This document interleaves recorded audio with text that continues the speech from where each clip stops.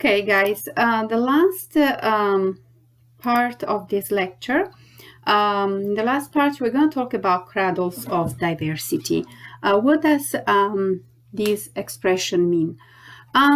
Basically, we're going to learn today that tropics are considered cradles of diversity of species.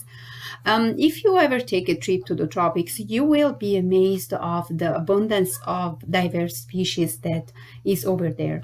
So the question is why? Why this happens at the tropics and not elsewhere, this huge diversity? So scientists wanted to answer this question, and they especially did a study on bivalves. They analyzed thousands of species and bivalves, bivalves, and they followed the pattern of diversification and evolution of all these bivalve species, and they concluded that actually over the past 10, 11 millions of years, there have been many bivalve species and genera, of course, that evolved in the tropical waters as well in the cooler waters. And what happens in the tropical waters, because of the very mild and favorable conditions, the species of bivalve that evolved there, they actually survived there, while those bivalves that evolved in the cooler water, of course, because of the harsh conditions, they can become extinct much more easily. So, generally speaking, we can say that in the tropics, new species evolve very quickly, and not only there is a faster rate of evolution, but there is also a lower extinction rate because of the favorable conditions.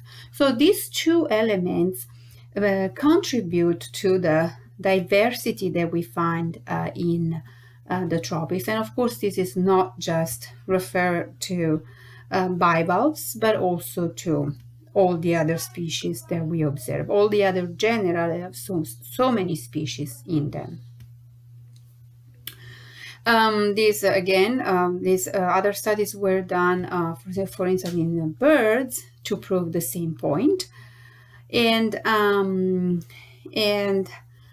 basically what we can conclude is that again, tropics have low extinction rates because of the climate being so stable and less harsh, of course, than other regions, for instance, the poles.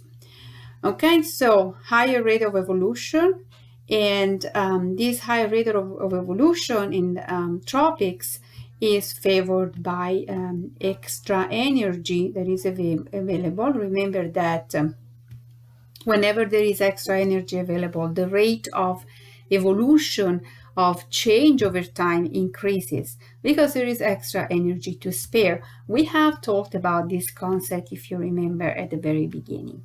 Okay, so cradles of diversity are the tropics and places where the conditions are very mild, very favorable, that speed up the rate of evolution and slow down the rate of extinction. And therefore, we end up with so much diversity in such places.